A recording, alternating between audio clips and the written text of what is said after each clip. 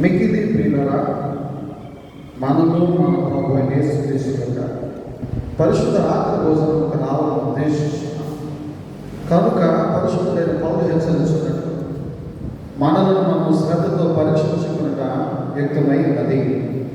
ఎందుకనగా ఎవరు తమ పాపములను వినయముగా ఒప్పుకొందరో, ఎవరు నీతిని గురించి ఆకలి దప్పులు కలిగేందరో అది వారిని ముఖ్యముగా ఆదరించి బలపరుచుటకై ఈ పరిశుద్ధ సంస్కారము నియమింపబడి ఉన్నది.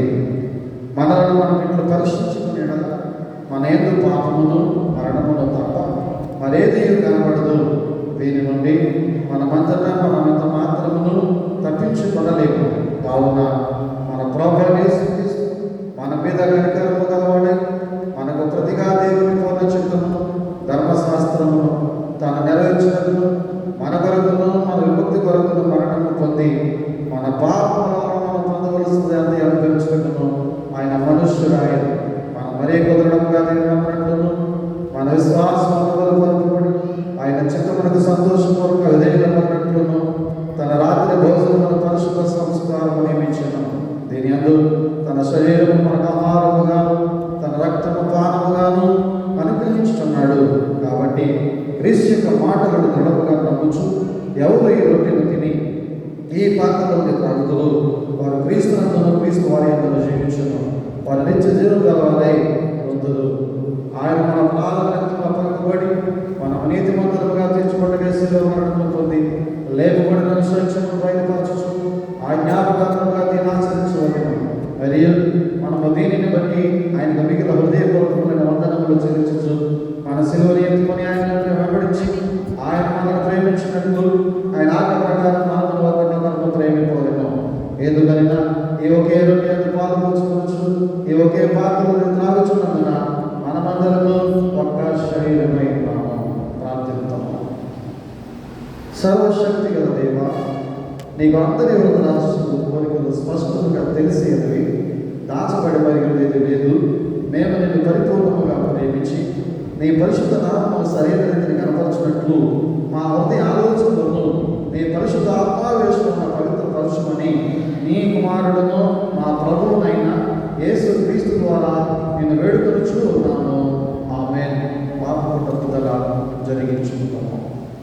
హృదయమును పరిశోధించడు సర్వశక్తి గల దేవుని సముఖమందు నేను మిమ్మల్ని ఉదయమునగా మీరు స్వభావముల పాపలను చేయవలసిన మేలు చేయడానికి కీడు చేయొచ్చు. తలబోవన మాటవన క్రియలను మీ రక్షకుడు దేవునికి దుఃఖమును కోపమును కలుగు చేస్తున్న అందువల్ల శిక్షానికి న్యాయముగా పాత్రలని మీరు నిజముగా గ్రహించి దుఃఖించుచు ఒప్పుకొనుచున్నారా? యేసుక్రీస్తు పాపను రక్షించడానికి లోకమునకు వచ్చినని ఆయన నామమున విశ్వాసముంచు వారికి అందరికీ పాపపరిహారం కలుగునని నిశ్చయముగా నమ్ముచున్నారా?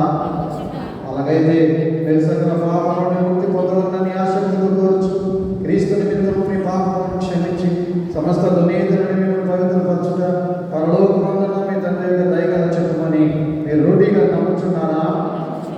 ఇంతటి నుండి పరిశుద్ధాత్మ విధేయులై సమస్త పాపములను ద్వేషించి విడిచిపెట్టి దేవుని సన్నిధిగా జీవించు ప్రవర్తనను హృదయమందున ప్రవర్తనను పవిత్రముగా పెట్టుటకు దినదినము ప్రయత్నింపవలని నిశ్చయించుకొనుచు ఉన్నారా?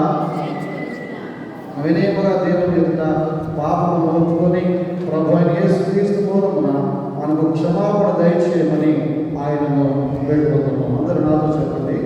ఓ దేవా, నా పరలోకపు తండ్రి, నేను నీకు విరోధముగా అనేక విధములైన ఘోర పాపము చేసి నా పాపము నేను సంపూర్ణంగా గ్రహించలేదు. కానీ నీకంతయే కష్టముగా తెలిసేది నా బాహ్య జీవితంలో ఆంతరిక జీవితంలో లెక్కలేని ఘోర పాపము చేస్తున్నానని నీ ఎదుట ఒప్పుకొనుచున్నాను. మరియు నేను పశ్చాత్తాపడి నా దోషముల గురించి మనస్ఫూర్తిగా దుఃఖించుచు నీ మితి లేని కృపను బట్టి నన్ను కరుణించి నీ కుమారుడును నా ప్రభువైన యేసుక్రీస్తు నిమిత్తమున నా పాపములను మన్నించి కృపతో నా బలహీనతను తొలగింపుమని నేను వేడుకొనుచు ఉన్నాను. ఆమేన్. పాపక్షమాపణ ప్రకటిస్తున్నాను. పరలోకమందున మన తండ్రి అయిన సర్వశక్తి గల దేవుడు మన యందు కనికరముంచి తన ప్రియ కుమారుడును మన ప్రభువైన యేసుక్రీస్తు యొక్క శ్రమ మరణ పునరుత్థానముల వలన మన పాపములన్నీ క్షమించుచున్నాడు. మరియు క్రీస్తు ప్రభువుల సంఘము యొక్క కావలనైన నేను ఆయన ఇచ్చిన అధికారమును బట్టి నిరంతరంగా పశ్చాత్తాపపడి ఆయన యందు విశ్వాసముంచు వారందరి పాపములు సంపూర్ణముగా క్షమింపబడి ఉన్నవని తండ్రి యొక్కయు కుమారుని యొక్కయు పరిశుద్ధాత్మ యొక్కయు నామమున ప్రకటించుచున్నాను. అయితే ఆదికారమును బట్టి పశ్చాత్తాపం లేని అవిశ్వాసమును తెలియజేయమనగా అటు వారు పశ్చాత్తాపం లేని స్థితిలో ఉన్నంత కాలము దేవుడు వారి పాపములను క్షమింపడు. మరియు ప్రభాదినవంతులు కాకముందు తమ తమ మార్గమని వడుకులకయు నిజ పశ్చాత్తాపములకయు క్రీస్తునందు విశ్వాసం ఉంచని ఎడల దేవుడు నిశ్చయముగా వారి దోషములను వారి మీదకి రప్పించును. ఈస్టర్ తర్వాత 5వ ఆదివారం ఏర్పాటు చేయబడినటువంటి ప్రారంభం. యెహోవా తన సేవకుడైన యాకోబును విమోచించిన సంగతి ఉత్సాహధ్వనితో తెలియచేయండి. హల్లెలూయా. భూదిగంతంలో వరకు అది వినబడినట్టుందని ప్రకటించింది. హల్లెలూయా, హల్లెలూయా. సర్వలోక నివాసులారా దేవుని గురించి సంతోష గీతము పాడుడి. ఆయన నామ ప్రభావము కీర్తించుడి. ఆయనకు ప్రభావము ఆరోపించి ఆయనను స్తోత్రించుడి.